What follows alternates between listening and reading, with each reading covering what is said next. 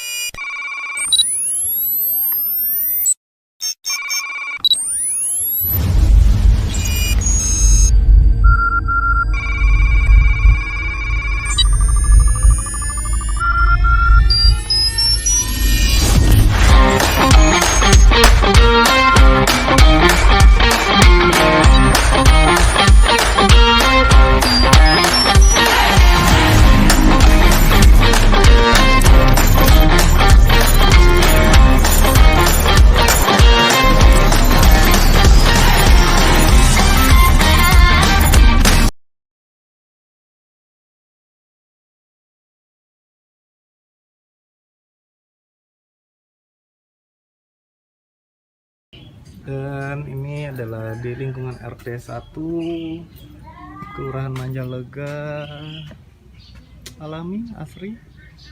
Oke, kita masuk ke sini. Lumayan. Assalamualaikum. Waalaikumsalam warahmatullahi wabarakatuh. Alhamdulillah ada Kang Bagja sama Abah. Siapa, Bah? Aseng. Bah, siap. Oke lah kalau kayak gitu, nanti kita lanjut kembali. Aman, kita mah rada ekstrim ya ngopinya, nggak kayak orang lain ngopi-ngopi di ruang tamu, tapi sekarang kita ngopinya di kuburan. Beh, mantap ini. Maksudnya kita bakal ngobrol di sana, Kang. Iya, ngobrol di sana aja. Tapi Lebih enak. lebih cozy mungkin ya. Betul. Bahasa gaulnya ya. Iya, betul. By the way, mungkin perkenalan sedikit, ini Kang Bagja. Kita mungkin mau tahu apa dan gimana sih, terus siapa sebenarnya Kang Bagja. Ya, semoga obrolan kita santai, ngalor ngidul tapi bermakna. Dan ya, poinnya adalah cerdasnya generasi kita. Ya. Oke. Sampurasun. Sebelumnya nama saya Muhammad Bagja Nugraha, atau di sini di Manjalega sering disebutnya Kang Bagja. Tapi kalau di luaran, di dunia seni, terkenalnya Kang Bagja Lalana gitu. Bukan berarti Bagja Lalana tukang ngumbara, tapi memang Lalana itu sebenarnya dulunya saya punya karya film dan karya dokumentasi serta karya teatrikal. Itu punya sebuah cerita yang mungkin dikenang sama orang-orang yang berbau seni tentang kisah Bagja Lalana. Mau tahu seperti apa nanti ya, kita kesana. Oke, thank you.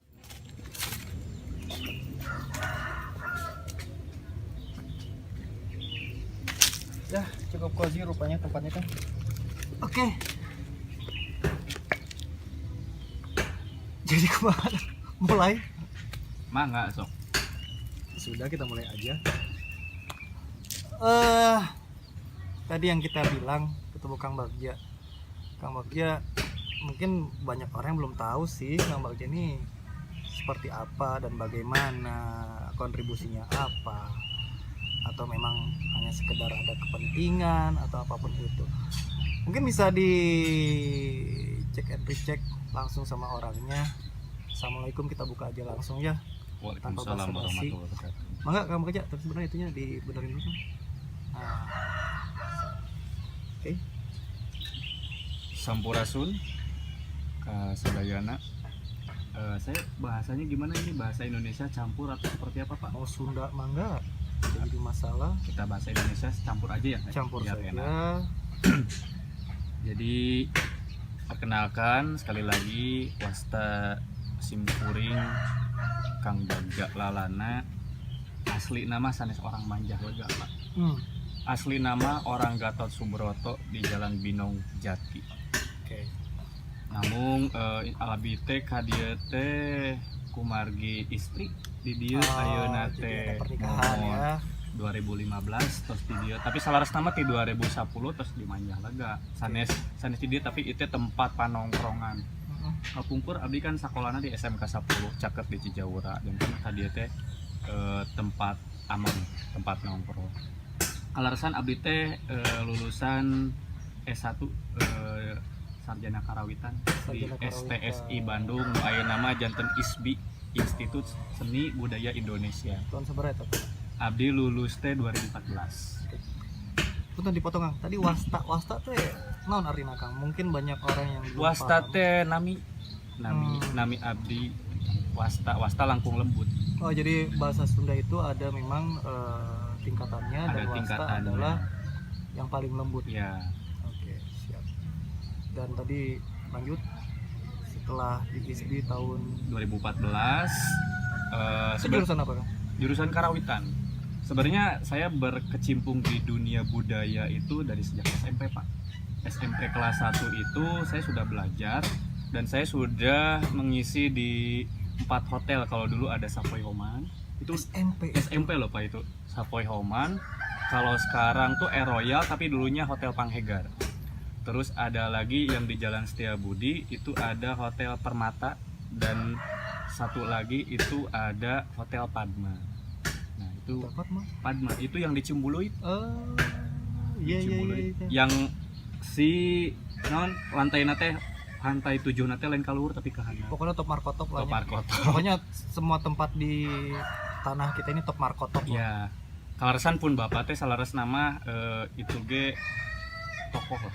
Tokoh tembang Sunda Cianjuran. Mung anjeunna lebih puluk biungna ngalatih masyarakat. Jadi bukan menciptakan karya-karya. Sebenarnya karyanya banyak, ada 80 lagu. Cuman itu sampai sekarang belum didokumentasikan. Sayang sekali. Nah, cuman beliau ini dari tahun 75 itu sering melatih masyarakat yang tadinya masyarakatna begal lah. Kalau zaman dulu bukan begal atau namanya preman barunya. Ada preman, ada apapun itu sama pun bapak mah diangkat sadayana. Dan mereka dijadikan seniman-seniman. Terus seniman-seniman ini tuh disimpan di hotel, dipekerjakan gitu. Sehingga ya alhamdulillah gitu. Dulu tuh sempet bapak tuh kenapa bisa dibilang tokoh karena bisa merubah sebuah daerah gitu. Pun bapak. Ya. Yang memang disebut tokoh karena memang ada perubahan di masyarakat yang tadinya orang-orang ya terkenal kasar mungkin ya, Betul. premanisme kasar dan sebagainya. Dengan kehadiran bapak pasti perjuangannya luar biasa. Berat. Dan mungkin sama Kang Bagja saat sekarang. Apa sih yang Kang Bagja perjuangkan saat sekarang? Karena saya dengar ada yang namanya LS Pamatri Ati, Lingkung Seni betul. Pamatri Ati. Mungkin kita sedikit maju mundur bahasannya ya seadanya aja yang memang seingatnya kita ya Kang ya. Lingkung Seni Pamatri Ati apa, kenapa, dan mungkin bisa diceritain sedikit mungkin. Kita ngobrol secara filosofi dulu ya. Lingkung Seni Pamatri Ati. Pamatri itu lamun dina bahasa Sundanya Bapak jadi tempat matri, tempat ngahijikeun, tempat nyatuin yang tadinya berpisah. Matri. Ya, yang tadinya berpisah kayak besi sama besi itu kan kalau digabungin nggak bisa. Tapi lamun dipatri, dipanasan segala rupanya itu nggak bisa copot. Dan ati itu hati. Jadi ini sebenarnya Pamatri Ati itu tempat mensatukan seluruh hati kepada manusia yang ada di Manjalaga, khususnya umumnya ya sebagai kita masyarakat yang secara keseluruhan itu tempat dimana kita bisa mensatukan lewat bidang seni. Kita itu beperiheun mau berbakti ke negara lewat perang atau napi apa ya susah. Kita cuma satu-satunya karena kemampuan kita hanya bisa berbakti lewat seni, yaitulah Lingkung Seni Pamatri Ati, tempatnya para pemuda, para masyarakat di Manjalaga untuk berbakti kepada negara lewat bidang seni seperti itu. Kenapa dibilang lingkung seni tidak tempat budaya kah atau apa sih namanya perguruan kah? Kenapa lebih ke lingkung seni? Lingkung seni itu luas Pak, lingkungan seni di mana di dalamnya itu semua berbidang seni ada, dari segi seni musiknya atau seni suara, ada seni geraknya kita sebut tari, termasuk pencaksilat juga itu seni gerak. Oke. Ada juga kita seni actingnya, dan on the way kita sedang ke seni rupa di mana segala sesuatu yang berhubungan dengan garis dan warna itu juga kita akan mendalami. Nah, kalau disebut budaya ini memang seni itu sebenarnya salah satu dari budaya Pak. Unsur budaya itu ada 7 dan seni adalah salah satunya gitu. Dan kita belajar seni di sini memang seni-seninya bukan seni yang kontemporer ataupun seni yang sudah modern, tapi kita belajar benar-benar seni yang Dasar. klasik Pak. Klasik itu asal muasalnya seperti apa gitu. Kayak Gerakan-gerakan awal. betul. Kita belajarnya dari beberapa tokoh-tokoh yang mungkin sudah dianggap kesepuhan di zaman tahun 75 sampai 80-an gitu. Kayak Temang Sundanya gitu nggak pakai yang zaman sekarang, tapi kita pakai yang klasikan gitu. Tapi memang sebenarnya kalau di saya sendiri penikmat mungkin ya. Kalau disebut pecinta mungkin benar-benar harus tahu seluk-beluknya. Penikmat salah satu musik klasik, salah satu tarian klasik juga, karena ketika menikmati dan dihayati tampaknya kita masuk ke dalam situasi di sana. Betul. Nah, yang jadi pertanyaan saya, apa yang ingin akan kembangkan di sini, atau apa yang target Akang tuh apa sih sebenarnya dengan adanya Paman Kreatif? Ada 3 sih Pak sebetulnya. Yang pertama, ini pengalaman saya ketika S1 kemarin ya. Saya meneliti tentang beberapa kesenian yang mungkin seorang seniman akademi itu butuh tokoh-tokoh masyarakat terdahulu mengenai keaslian seni tersebut. Dan itu nggak ada. Kalaupun ada, ternyata setelah kita ketahui, itu saya harus meneliti ke tukang beca. Kenapa harus ke tukang beca? Karena beliaulah ahlinya. Tokoh seni tersebut. Tokoh seninya adalah yang mengetahui originalitas sesuatu seni tersebut. Berarti penelitian dilakukan ke masyarakat. Saya cari tokoh suling siapa ya, zaman dahulu tokoh degung siapa. Dan setelah saya 3 bulan bertemu ABCD berunjuklah semua link itu ke orang itu. Pas saya lihat tukang beca, berarti ini tidak ada penghargaan sebetulnya Pak. Dan saya ingin orang-orang seperti ini itu dapat penghargaan dari masyarakat ataupun dari pemerintah. Makanya nomor satunya kenapa saya ingin membangun lingkung seni di sini, ternyata di sini pun banyak tokoh-tokoh yang harus kita angkat itu. Banyak sekali. Bukan hitungan jari. Dan mereka tidak terlihat. Tapi karyanya sebenarnya ada. Cuman kurang dokumentasi dan publikasi. Itu yang pertama. Yang keduanya, saya hapunten di daerah saya sendiri di sini saya baru menyadari bahwasanya lingkungan ini perlu dirubah. Ada sesuatu yang harus saya rubah. Ya mungkin kalau lewat agama susah Pak. Tapi mungkin dengan cara lewat budaya seni, sedikitnya saya bisa seenggaknya saya bisa mengarahkan anak-anak muda menjadi orang-orang yang sedikitnya bisa berkualitas. Keduanya mungkin dari segi waktunya mereka terarahkan, jadi ada waktu luang yang mungkin termanfaatkan dengan baik, seperti itu. Kenapa harus anak-anak muda? Bukannya orang tua juga perlu untuk diberikan satu orang tua wacana? Layaknya seperti pohon Pak, kalau misalnya sudah berbuah, kalau sudah mekar itu susah. Lebih baik kita memupuk kembali dari awal gitu. Karena kalau udah jadi pohonnya nanti nggak karuan, kesini kesana gitu, bentuknya itu nggak bisa Oke. kita lihat dari keindahannya. Jadi kita mending pupuk lagi, kita urus lagi di awal gitu. Oke. Karena memang anak-anak muda mungkin dalam pikirannya belum terlalu banyak Betul beban, ya. sekali. Oke. Nah, dan yang ketiga, di sini terlihat bukan di sini saja, hampir di seluruh Indonesia tidak ada kesetaraan gender, ya. Antara laki-laki dan perempuan itu masih dipisahkan atau apa ya, dibedakan. Terlebihnya dalam segi seniman, itu nggak ada seniman wanita yang mungkin bisa bermain kendang dan dia jadi tokoh kendang, ataupun seperti halnya seniman wanita yang mungkin bisa bermain alat yang lain, itu jarang sekali Pak. Oke. Paling wanita kalau di seniman itu kalau nggak vokal penari, udah aja. Hanya itu saja. Dan memang seperti itu dari Dan dulu. seperti itu dari dulunya gitu. Tapi bisa nggak jadi tapi bisa masalah. sebetulnya gitu kan.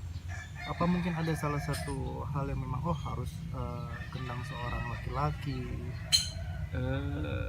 Mungkin itu budaya dari dulunya sih, dari dulu? dari dulunya, dan kesini mungkin entah dari segi pola pikir dan lain-lain itu jadi Sudah jadi hal yang terbiasa. betul, seniman terbanyak adalah pria jadinya gitu. Nah, saya di sini pengen sekali, kebetulan memang anak didik kebanyakannya dari wanita juga, dan saya ingin mereka itu jadi seniman yang setara lah.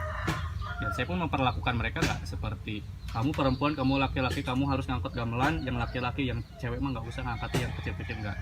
Jadi sama-sama perihnya. Sama-sama. Karena proses pendidikan itu memang dimulai dari hal yang perih. Iya. Wanita dalam kehidupan ini cuma ada 5 tugasnya. Yang pertama dia melahirkan, kedua dia jadi ibu rumah tangga, yang ketiga dia mungkin hanya jadi warga negara, yang keempat dia mungkin hanya sebagai pendidik anak, dan yang kelima dia hanya sebagai ya seorang istri yang harus menurut kepada laki-laki. Tidak ada Pada tugas suaminya. pada suaminya, tidak ada yang apa ya, yang spesial lah dari 5 tugas ini. Mungkin salah satunya kalau di bidang budaya ini harus menjadi salah satu acuan atau mungkin dunia baru gitu. Oke. Karena nggak semuanya kesenian harus dimainkan oleh laki-laki. Oke, sip. Sampai saat sekarang bagaimana perkembangan dari lingkung seni Pamatri Ati sendiri? Perkembangannya luar biasa Pak. Suka dukanya kayak gimana sih, Kang? Sebelum kita ngobrol suka duka, pengen jelasin dulu ini nih. Jadi sebenarnya udah 1 tahun ini, bukan 1 tahun ya, mungkin hampir 2 tahun ini Pamatri Ati itu sebenarnya lebih terprogram loh kegiatannya. Oke. Jadi mungkin kita tuh layaknya seperti sekolah seni. Kita mendisiplinkan dari segi waktu, terus absensi, lalu nilai-nilai semua ada dicatat. semua ya? Ada nilai-nilai kami catat, lalu perkembangan mungkin dari sikap anak juga dari awal asal mula mereka masuk seperti apa, itu Jadi semua ada. Memang ada evaluasinya ya? Ada Pak, ada evaluasi secara pertunjukan, ada evaluasi mungkin secara kalau bimbingan konseling lah, Oke. seperti itu gitu. Nah, jadi karena memang fokus kita ternyata hanya bukan dari segi pertunjukan, seni pertunjukan, tapi kita pun lebih fokus kepada karakteristik anak. Ini anak seperti apa, harus dibawanya seperti apa, dan nanti perkembangannya seperti apa, seperti itu juga. Nah, mengenai suka dukanya, sukanya kita tuh semakin diperhatikan sama masyarakat, sehingga masyarakat pun alhamdulillah hampir ada beberapa orang tua yang ingin menitipkan anak-anaknya. Benar diperhatikan. Alhamdulillah diperhatikan kalau sekarang mah. Kalau sekarang mah, Memang karena mungkin sebelumnya- terasa Memang sebelumnya nggak diperhatikan. Enggak Diperhatikan mungkin tidak terlihat mungkin. entahlah Pak. Kan masyarakat kita kan malu-malu. Kalau dulu masih ngelihat kita suka gotong gamelan, Perhatikan. nggak ada yang merhatiin. Tapi perhatiin juga sedikit. Merhatiin, oh eta cenah angkutan gamelan hungkul gitu. Tapi sekarang mah alhamdulillah banyak Pak, banyak yang membantu mau dicana kemana, latihannya di mana, atau tosnya di rumah ibu, cina di sini, di sini, di sini. Banyak yang mau ngampihan, banyak yang peduli ya, peduli sekarang mah. Kalau dulu mah enggak. karena memang ada keseriusan juga Ya mungkin dan terasa juga sih mungkin sama Ada masyarakat perubahan, ya. gitu, masyarakat yang butuh kesenian dan apa-apa. Kadang-kadang ya kita juga bisa bantu, kadang-kadang nggak non budget atau Betul. ada budget sedikit juga bisa. betul. Dan yang alhamdulillahnya anak-anak aktif sosial, Oke. aktif sosial gitu ya. Jadi Mungkin memunculkan empati tadi, ya, rasa peduli. dan itu nggak pernah saya suruh loh. Kalau misalnya ada kegiatan mungkin di RW ada apa, Oke. saya cuma ngasih tahu, dah AA nggak bisa hadir ngelatih hari ini tanggal segini jam segini karena ada itu, kita bantu atuh. Hmm. Nah, gitu. Dan dukanya? Kalau dukanya Duka. ya Duka. karena kita semakin banyak, ya fasilitas pun tidak memadai Pak, baik dari gamelan Amin. ataupun tempat Ya, gitu. semoga ya. Itu kemarin pas di RT 3 di rumah saya rada karunya, jadi belajar musik di bawah, yang narinya Nari di kamar atas. saya di atas. Oke. Gitu kan.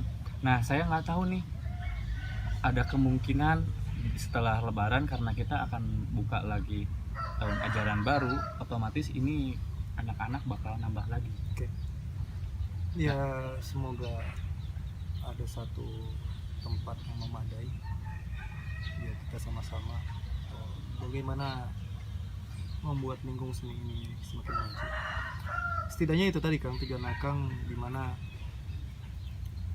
masyarakat mencintai tanahnya sendiri, seninya sendiri, budayanya sendiri, sehingga ada rasa bangga ketika kita Reus, Pak. keluar.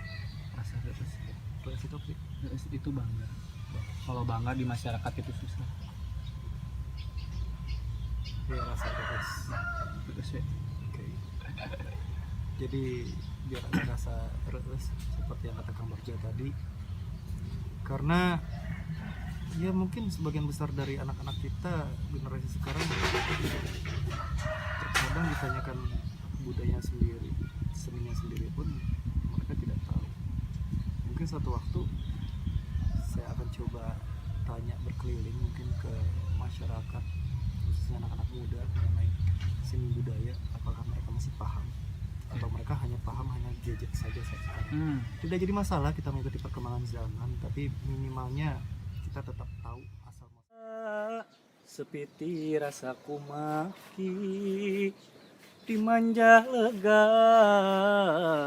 somianya akasema dimanja lega, saaletan saujunan rame gawe sepi pamrih gotong royong babarengan.